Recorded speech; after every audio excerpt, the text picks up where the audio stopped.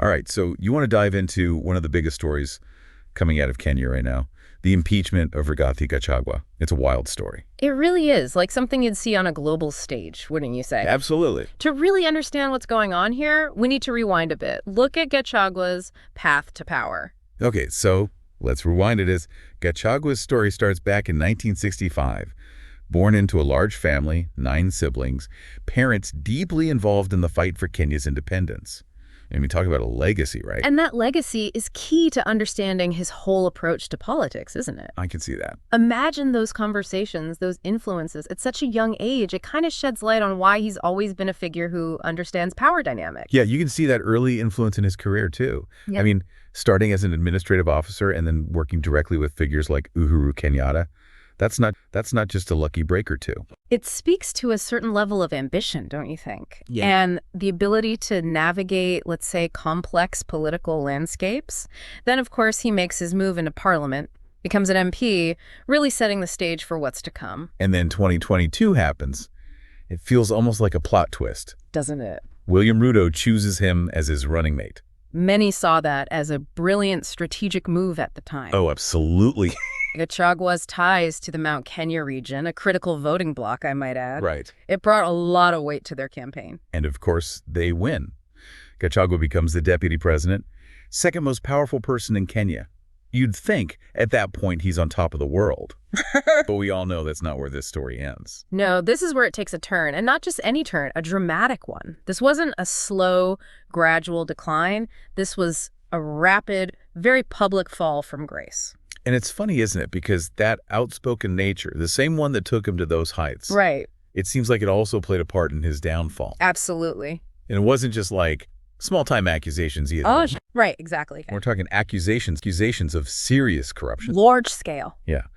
Allegations of ethnic discrimination, which, whoa, huge red flag in Kenya, and even claims that he was working against his own government's policies. Yeah, and those corruption charges, they really struck a nerve. I bet. It wasn't just seen as political maneuvering. It really fed into this public frustration, this feeling that the political elite, they're just in it for themselves, you know what I mean? Totally. And all of this is happening while these legal challenges are already in motion. Like before the impeachment, there were already investigations going on. Wow. So it's like this whole backdrop of, potential scandal, and then bam, October 1st, 2024, the impeachment motion hits the floor. That's got to be a day for the history books, right? Oh, absolutely. Historic. This is unprecedented in Kenya. We're talking under the current constitution, no other deputy president had ever been impeached. This was a huge test, a test of, well, Kenya's democracy, really. So for those of us, who aren't Kenyan politics experts, break it down. Impeaching a deputy president, what does that even look like? What's the process? Yeah, so it's a 2-stage thing. Yeah. First, you've got the National Assembly. That's where the impeachment motion starts. All the debate, all the back and forth happens there. If they vote, simple majority, to impeach, then the whole thing, it moves over to the Senate. Okay. And in this case, the National Assembly, they voted to impeach Gachagua on October 8th. So is it like a trial then? With the Senate acting like the jury? Exactly. That's a great way to put it. They have these hearings, right? Look at all the evidence. Both sides get to make their case, and then ultimately the Senate, they vote, uphold the impeachment or overturn it. But even before the Senate could really dig in, there's this other twist. Oh, come on. Of course there is. This is Kenyan politics. There's always another twist, right? Yeah, always. Right. Well, in this case, the twist is the High Court. Gachagua's lawyers, they weren't messing around. They go to the High Court, try to stop the whole impeachment process in its tracks. Their argument, unconstitutional. Bold move. Right. But in a pretty significant ruling, the High Court, they sided against Gachagua, basically cleared the path for the Senate hearings to start. October 16th, that's when those kicked off. And here's where I think it gets extra interesting, right? Okay. Because these hearings are underway, the stakes couldn't be higher, and Gachagua himself, he's a no-show. Yeah. Cites health reasons. I mean, you can't help but wonder what was going through his mind at that point. Right. You have to wonder, but the Senate, I'll give them credit. They were like, the show must go on. Right. They knew they had a job to do. And they did their job. Yeah. October 17th, the verdict comes in, and I'm telling you, it sent shockwaves through Kenya. 53 out of 66 senators voted to uphold. Wow. It wasn't even close.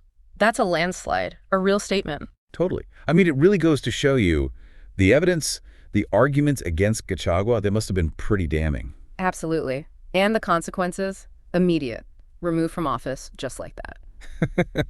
Talk about a fall from grace, huh? One day you're the second most powerful person in the country. The next, well, you're out.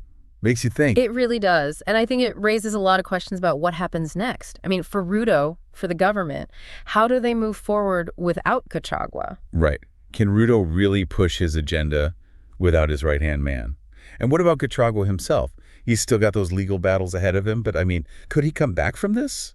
Politically, I mean. It's possible, isn't it? I mean, he's maintained his innocence throughout all of this, and he's still got a base of support, especially in the Kenya region. Sure. So I wouldn't count him out just yet. It's Kenyan politics, after all. Right. Always unpredictable. But that's what makes it so fascinating. Power struggles, questions of accountability, all those underlying tensions between different regions, different ethnic groups. Absolutely. But I think this whole situation, it highlights something really crucial. Even in a relatively young democracy like Kenya, no one is above the law. For sure. This impeachment, it sets a precedent, sends a message. What you do has consequences, no matter who you are. So where do we go from here? What's the lasting impact going to be?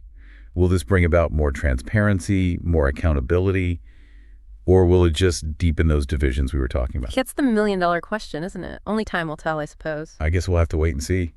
Well, that was quite a duck dive. It really was. We covered a lot of ground today, but hopefully it gave everyone listening a better understanding of just how complex, how fascinating, and let's be honest, how dramatic Kenyan politics can be. For sure. And the thing is, this story, it's bigger than just Kenya. It makes you think about power dynamics everywhere, right? Yeah. It makes you ask those tough questions.